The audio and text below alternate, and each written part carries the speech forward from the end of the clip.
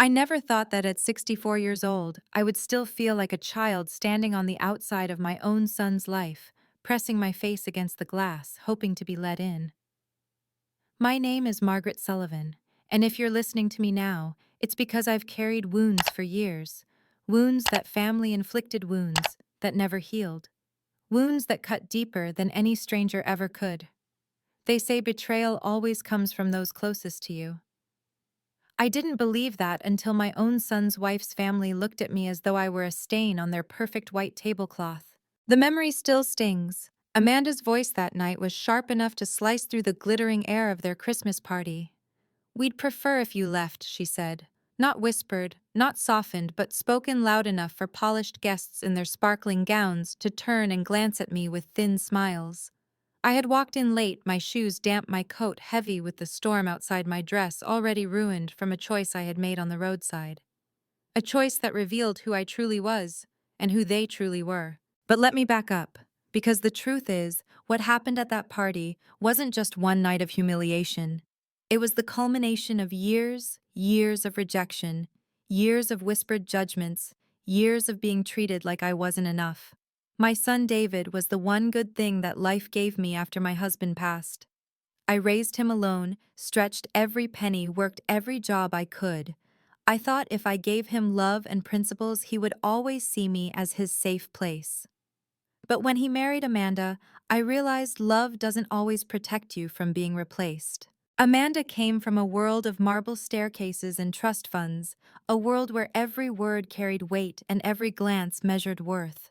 From the very beginning, I was branded the poor mother, the widow who lived in a small apartment, the woman who bought her clothes on clearance racks and cut her own hair to save money.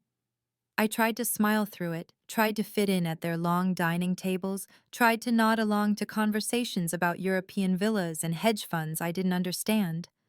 But the truth is, they never wanted me. They only tolerated me because of David. So when I got that invitation to their Christmas party, the one Amanda's family hosts every year, dripping with money and arrogance, I thought maybe, just maybe, they were finally willing to accept me. David told me to dress nicely, to be careful with my words, to remember how traditional they were. His tone was cautious, strained, as though he feared I might embarrass him. I swallowed that hurt and told myself this is my chance. If I could walk into that mansion looking like I belonged, if I could smile, behave, and be invisible enough, maybe they would finally let me into their world. I spent days preparing. I found a burgundy dress on clearance once, $200, now $65. It wasn't designer, but it looked respectable. I bought shoes that pinched my toes and a purse that matched just so. I even practiced conversations in the mirror, how to answer when they asked where I lived, what I did, how to speak without revealing how small my world was compared to theirs. It felt like studying for an exam I was destined to fail, but I studied anyway because acceptance from them meant closeness to my son. The morning of the party, a storm hit. Freezing rain coated the roads with ice, forcing me to cancel my hair appointment, forcing me to do my own makeup with shaking hands. Still, I looked in the mirror and told myself I could pass. I could pretend. And then, as I drove carefully toward the mansion, I saw her, an elderly woman stranded by her broken-down car, her hair turning silver with frost under the pelting rain. I could have kept driving. I was already late. I was already terrified of walking into that mansion looking less than perfect. But something inside me wouldn't let me pass her by. My late husband once told me, "Who you are is measured not by how you shine when life is easy, but by what you choose when it costs you something." And so I stopped. I ruined my dress, ruined my hair, ruined every careful preparation I had made. But I got her car started again. What I didn't know then was that this woman was Eleanor Whitman, Amanda's grandmother, the matriarch everyone whispered about but few truly understood. That choice, that act of kindness, would change everything. Because when I arrived, dripping and disheveled, Amanda's face twisted in horror. My son's eyes flickered with shame. And Amanda's father, with a cold smile, suggested that perhaps I should go home and clean up. It should have broken me. It almost did. But then Eleanor's voice cut through the room, sharp as glass, soft as velvet. "Actually," she said, "I think everyone should hear what Margaret did before she changes clothes." That was the moment the night turned. That was the moment my shame became my weapon, because Eleanor saw something the rest of them never cared to see: character, and when she spoke, the whole room listened. Eleanor's words silenced the room, and for the first time since I had stepped into that mansion, I didn't feel invisible. I felt exposed. Yes, standing there with damp hair clinging to my face, grease stains on my skirt and water dripping onto their Persian rug. But I also felt seen. Not as Amanda's poor mother-in-law, not as an embarrassment to be managed, but as a woman who had made a choice that none of them had. Amanda's eyes narrowed. Her perfect smile pulled tight like a mask she couldn't keep on much longer. She whispered to David, her voice a hiss wrapped in sugar, "This is humiliating. And my son, oh my son." I watched him struggle. The boy I raised, the man I thought I knew, stood frozen between the life I gave him and the life he married into. He looked at me with concern, but beneath it I saw something else: fear. Fear that I would ruin everything for him. Eleanor, though she didn't let go of the moment. She drew me closer, her hand resting lightly on my shoulder. "This is the kind of woman who reminds me of what built this family in the first place," she said, her voice carrying across the grand parlor. "Not wealth, not appearances, but grit, practical wisdom, the willingness to put others first." Her sharp blue eyes swept the room, daring anyone to challenge her. No one did, not openly. But I saw the way Richard, Amanda's father, tightened his jaw. I saw Amanda's mother, Patricia, shift uncomfortably in her jeweled heels. This was not part of their plan. They wanted me small. They wanted me invisible. They wanted me gone. And yet somehow, Eleanor pulled me into the heart of their evening. Suddenly, guests approached me, curious, eager to hear about the Coca-Cola trick I used to fix the car battery. I retold the story again and again, each time feeling less ashamed of my ruined appearance. People smiled, laughed, even admired me. For the first time in 3 years, I was not the shadow at the edge of their table. I was the center of it. But if I'm honest, beneath that flicker of pride was a darker feeling. A suspicion that Eleanor wasn't simply being kind.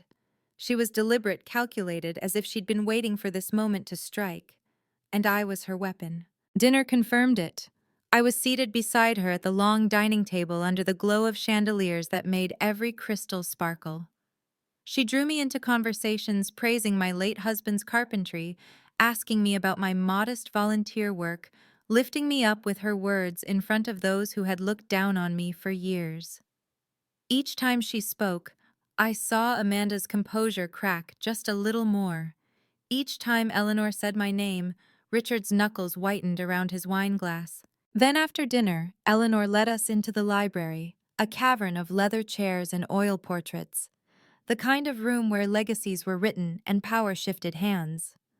The fire roared in the hearth, but the air felt cold with tension. Richard tried to steer the conversation toward business, as though to move away from the evening's embarrassing spectacle. But Eleanor cut him off with a calmness that was more dangerous than any rage. She turned to a portrait of herself from decades ago and began to speak words that changed everything. She revealed the truth, that the empire everyone attributed to her husband had been her creation, that she had been the founder, the strategist, the visionary who built Whitman Industries from a $5,000 loan. She told them she had let her husband be the public face because the world wasn't ready to accept a woman in power.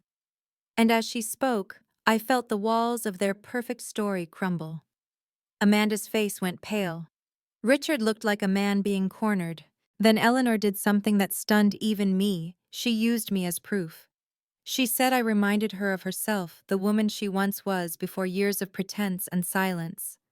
She told them my actions that day, helping a stranger despite the cost, embodied the very values her family had forgotten. And in that moment I realized Eleanor wasn't just defending me. She was reclaiming her throne. Amanda's voice trembled when she finally spoke. "Grandmother, this isn't fair. We can't all be like her." And Eleanor, with steel in her smile, replied, "It's not about being like her. It's about remembering who we are supposed to be." The silence that followed was heavier than any judgment I had ever felt in that house. Because this wasn't just about me anymore. This was about them, their lies, their greed, their betrayal of the very woman who built their empire. And I knew then this story wasn't going to end with me simply being accepted. No, this was going to end with truth burning through every polished surface they had built their lives on. The firelight flickered across Eleanor's face as she stood tall in the library, her shadow stretching across the ancestral portraits. For the first time, I saw not just an elegant grandmother, but a woman who had carried secrets heavier than diamonds and colder than steel. Her voice, calm and measured, sliced through the silence like a blade wrapped in velvet. "I am Whitman Industries," she said again, her hand brushing the frame of her own portrait. "Not your grandfather. Not your father. Me. And tonight I will no longer hide behind anyone's name." The room seemed to quake beneath the weight of her confession. Amanda's lips parted, her face blanching as though her entire identity had just been pulled out from under her. Richard's complexion darkened, anger flaring in the corners of his eyes, though he tried to mask it with civility. He knew this revelation rewrote the legacy he had been parading as his own. And then Eleanor's gaze found me. It pinned me to my chair, steady and deliberate. "Margaret," she said softly, though the authority in her tone silenced every murmur. "Today you reminded me of the woman I once was. You reminded me of the grit it takes to survive when others dismiss you, the courage to do what's right when no one is watching. I want you to stand with me as I take back what is mine." I blinked at her, unable to comprehend me, but "Yes, you," she interrupted, her voice firm but kind. "You know struggle. You know sacrifice. You know the value of community. These are things money cannot buy. And they are things my son has forgotten, things Amanda has never understood." Richard pushed back his chair, his control snapping. "Mother, this is absurd. You would put a stranger, a woman with no experience, into our company's affairs. Based on what? A car battery and a sob story." His words stung, but before I could reply, Eleanor's expression turned icy. "Richard, sit down. Do not mistake Margaret for weakness. She has more integrity in her stained dress than you've shown in years of tailored suits." The air thickened. Patricia shifted uncomfortably in her seat, eyes darting between her husband and her mother-in-law. Amanda, unable to keep silent, snapped, "This is ridiculous. She doesn't belong here. She's not one of us." That cut deeper than anything. Not one of us. As though blood didn't bind me to them through David. As though I were just an intruder in my son's own family. For a moment, shame rose in my chest like fire. But then, I caught sight of David, my son, torn, frightened, but staring at me with something I hadn't seen in years. Respect. Eleanor stepped closer to me, her hand resting on my shoulder. "Belonging isn't given by wealth, Amanda. It's earned by character, and Margaret has earned it 100 times over." The words struck the room like thunder. In that moment, it was no longer just about me. It was about Eleanor's silent rebellion, her decades of being erased from her own legacy, her fury at watching the values she fought for crumble into greed and arrogance. Then, with perfect precision, she revealed her plan. She had already spoken with James Morrison, the family attorney. She had prepared documents. She had everything ready to resume control, not to destroy her family, but to remind them of who built their empire and why, and she wanted me to help. A consulting role, she announced, her eyes locking on mine. Head of Community Engagement. A chance to bring integrity back into the heart of this company. My breath caught. The offer was more than a job. It was validation, an invitation to reclaim my own worth. After years of being dismissed, sneered at, pitied, here was the matriarch of this powerful family, telling me I was exactly what they needed. Amanda gasped. Richard sputtered. Patricia's hand trembled on her glass. "And David?" My son looked at me with tears threatening his composure. I should have hesitated. I should have thought about the enormity of what was being asked. But I didn't. The words spilled out of me, fierce and certain. "Yes, I'll do it." Eleanor smiled, then a smile sharp enough to cut glass, but warm enough to melt ice. "Good. Then tonight will not only be remembered as a Christmas gathering, but as the night this family remembered its true foundation." And as the flames in the fireplace roared higher, I realized what was happening. I hadn't just stumbled into their world. I was now standing at the heart of a war of truth against lies, a war of legacy against pretense. And whether I wanted it or not, I was no longer an outsider. I was the spark. The silence that followed my acceptance was so sharp it rang in my ears. I could feel Amanda's glare burning into me, her perfect world cracking like glass under the weight of her grandmother's truth. Richard's face flushed crimson, his fists clenched at his sides as though the power he had long claimed as his own was slipping straight through his fingers. Patricia stared into her wine lips, pressed tight, the picture of a woman who had built her life on pretending not to see the ugliness in front of her. And then there was David, my son, my boy. His eyes, blue like his father's, but softer, more conflicted, searched my face for answers. I had expected shame, the same shame he had carried so many times, when Amanda rolled her eyes at me, when her parents offered those polite but cutting remarks that left me bleeding inside. But what I saw in him now was different. It was as if he were seeing me clearly for the first time. As if he realized his mother wasn't the burden he'd been taught to hide, but the anchor he had always needed. Still his voice trembled. "Mom, are you sure this could change everything?" I reached across the polished mahogany table and took his hand. My own fingers were trembling, but my voice was steady. "Honey, I've been invisible for so long I almost forgot I mattered. But tonight I remembered. And if I can help build something better for you, for your children someday, then yes, I'm sure." Eleanor's eyes shone with a fire that belied her age. "That's exactly the spirit I built this company on." She turned toward Richard, her tone no longer warm, but merciless. "You see, son, you've mistaken profit for success. You've mistaken control for leadership. But true leadership, true success, is about responsibility. About building something that lasts because it serves more than itself." Richard's composure shattered. He stood, his voice booming through the library, shaking with rage. "And you think this woman," he jabbed a finger at me as though I were filth clinging to their gilded walls, "is the answer? A widow from New Haven who barely scrapes by on a pension. She'll destroy everything I've built." Eleanor rose too, her frame smaller than his, but her presence eclipsed him entirely. "You mean everything I built? And no, Richard, she won't destroy it. She'll save it from you." The words struck him like a slap. For a heartbeat, I thought he might actually lash out.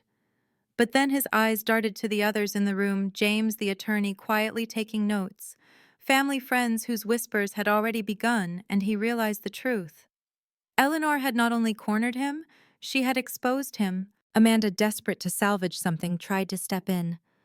"Grandmother, please, let's not do this here. Not in front of everyone. You'll ruin our family's reputation." Eleanor's laugh was low, bitter, and laced with years of betrayal. "Amanda, our family's reputation was ruined the moment kindness became weakness and greed became tradition. Tonight is not the ruin, it is the restoration." Her words washed over me like fire, and suddenly I wasn't afraid anymore. I looked at Amanda, this woman who had sneered at my secondhand furniture, who had whispered to my son that I wasn't polished enough, who had made me feel like a guest in my own child's life, and for the first time, I didn't see someone above me. I saw a frightened girl whose entire life had been built on illusions of superiority. "I don't want your approval anymore," I said softly, though every word carried years of suppressed rage. "I don't need it. I'm done begging to belong to a family that never wanted me. If I'm here, it's not because of you. It's because Eleanor saw what you refused to see." Amanda's mouth opened, but no words came. The silence that followed was heavier than any insult she had ever thrown my way. And then Eleanor raised her glass, her voice steady, commanding. "To Margaret," she declared, "for reminding us that true wealth lies not in appearance but in character. May we never forget it again." Crystal glasses clinked hesitantly around the room. Though I could see the bitterness etched into Richard's every movement, the fury flickering behind Amanda's eyes. I knew this wasn't the end. No, this was just the beginning. By siding with Eleanor, I had stepped into a war I didn't fully understand. But as I lifted my glass, my ruined dress clinging to me, my hair still damp with melted snow, I felt a surge of something I hadn't felt in years. Power. Not the kind that came from money or status, but the kind that came from finally knowing your worth. I had walked into that mansion as a guest. I was leaving it as a threat. That night, after the fire in the library burned low and the guests began to drift away in a daze, I sat quietly in the corner, my heart pounding with the weight of what had just happened. I had come to that mansion prepared to be humiliated, to shrink myself into silence for the sake of acceptance. Instead, I had witnessed the crumbling of an empire of lies and found myself standing at the center of its reckoning. Amanda didn't speak to me again. She clung to David's arm, whispering furiously into his ear as if she could control the damage with sheer will. Patricia busied herself with polite smiles, pretending everything was fine, though her trembling hands betrayed her. And Richard. Richard was a storm contained in human form, pacing near the fireplace, his eyes avoiding mine, avoiding Eleanor's. He knew the tide had turned. His power had always been borrowed, built on the silence of a woman who had chosen to stay in the shadows. Tonight, that silence had ended. When the last guest had gone, Eleanor turned to me with a look that pierced me to the bone. "Margaret," she said, her voice softer now, stripped of performance. "You've done more for me tonight than you realize. I've lived too long allowing others to tell my story, but you reminded me that truth can't be buried forever." I swallowed hard. "You don't owe me anything. I only stopped to help you because it was the right thing to do." Her lips curved in a knowing smile. "Exactly. That is why I owe you everything." The following weeks were a blur. Papers were drawn up, meetings were held, and for the first time in decades, Eleanor's name was restored to its rightful place in the company she had built. True to her word, she gave me a role, not one of empty prestige, but of real responsibility. I worked alongside her, listening, learning, helping to design programs that put people first. Community initiatives, scholarships, partnerships with local charities, all the things Richard had deemed overhead became the heartbeat of Whitman Industries again. The transition was not smooth. Richard fought me at every turn, his contempt thinly veiled. Amanda grew colder, her barbs sharper, as though my mere presence was a personal insult. And David, my sweet boy, was caught in the middle. Some days he called me proud of what I was doing. Other days he stayed silent, trapped between loyalty to his wife and his love for me. That hurt more than I can describe. But even in his silence, I knew he was watching. And I prayed that one day he would understand the choice I had made, not for me but for him. The real twist, the one that still makes me shiver, came months later. Eleanor confided in me that she had always intended to take back control of her company, but she had waited for the right moment, for the right person to stand beside her. She had seen through Richard's greed years ago, seen how Amanda's vanity was poisoning the family from within. But she needed someone to remind her of herself, someone untainted by wealth or ambition. And by sheer chance, or perhaps by fate, that person had been me. When she said those words, I realized something chilling. I hadn't just stumbled into their war. I had been chosen for it. And though Eleanor was kind, though she lifted me up and gave me purpose, I knew she had also used me as a weapon. A necessary one, but a weapon nonetheless. And yet, I didn't regret it. Because for the first time in years, I wasn't living on the margins of someone else's life. I wasn't begging for scraps of respect.